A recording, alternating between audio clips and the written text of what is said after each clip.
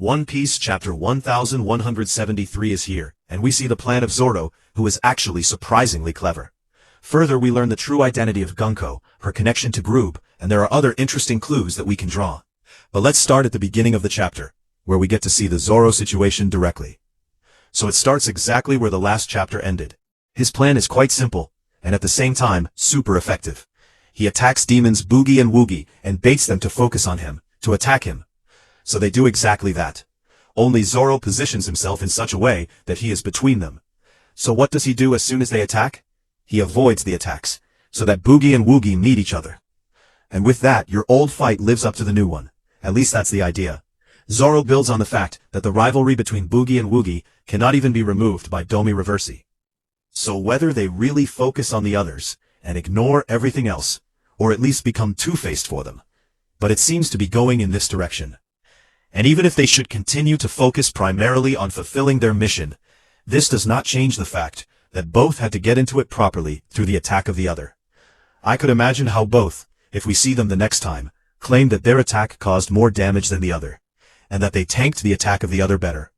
Based on that, the old fight could evolve into the new one, only that they are now in their demon forms. But let's wait and see. Let's get to Brook and Gunko first. Brook assumes that Gunko is somehow connected to Princess Shuri, if she is not even herself. According to him, Shuri should be around 80 years old by now. Although that speaks against the fact that she is the real Princess Shuri, he eventually comes to the conclusion that it simply has to be her. Everything fits.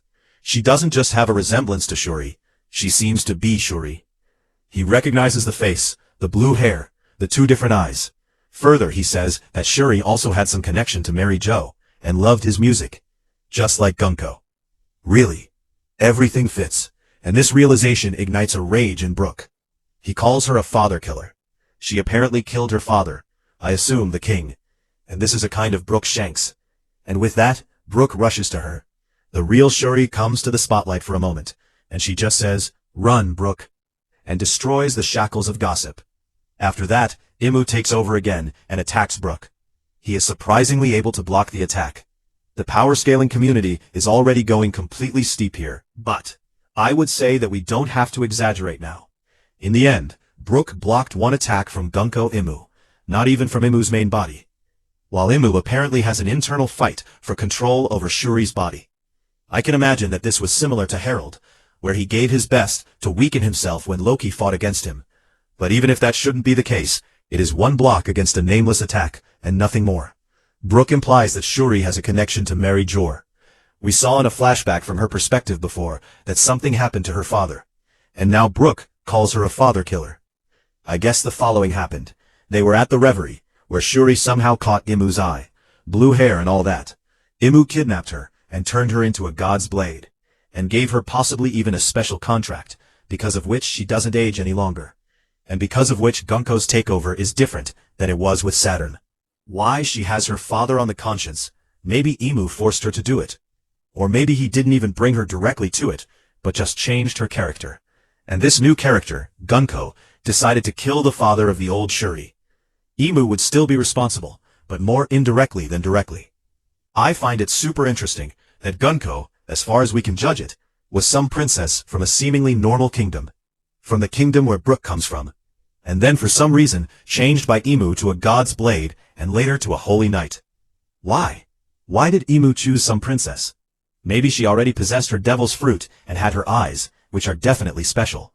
But beyond that, what made her interesting for Imu? If not the blue hair. Blue hair like Vivi and Lily.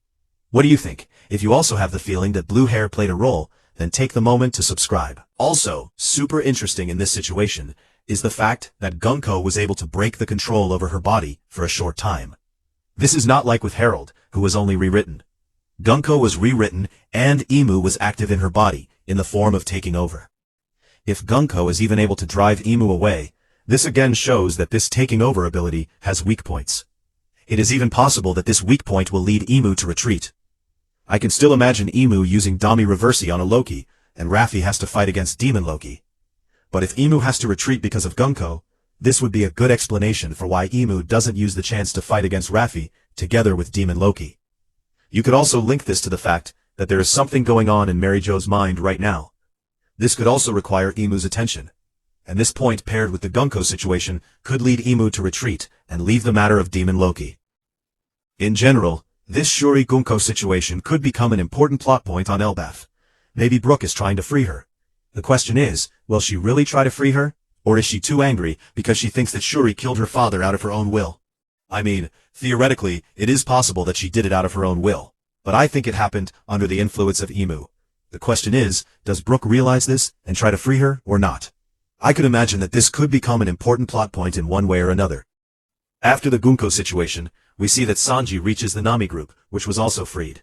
However, Robin is still not able to move, because she is still bound by the bonds of Sommers.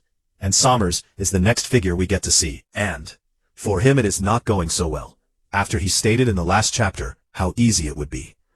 The parents of the giants, including Ripley, appear at the harbor, while Sommers arrives there with the children. However, they are not the only ones who show up there. Alptrom Nika also appears, and he gets in the way of the parents. This is of course a problem, and at the same time, an unexpected chance. Fortunately, there is another group that is nearby, and ready to act. Gerd and Goldberg are too far away to interfere in close combat, but they can attack from a distance. They go into the same pose that Bugi and Wugi used when they destroyed the ship of the Kid Pirates. But before they can attack, Road appears and joins them. With a 3 combo, they attack the Alptrom Nika from a distance, and they fire him on the ship, which the children were supposed to get rid of. The ship is completely hit and sinks. Sommers says, "Oh shit," and with that the chapter ends. All in all, we can say that here in this chapter, the situation was clearly improved for the Strote and Reason, even considerably. Not decisive yet, that would be too much, but it is really a big step that was taken here. Zoro first made sure that Bugi and Wugi were injured and potentially fighting each other with his move.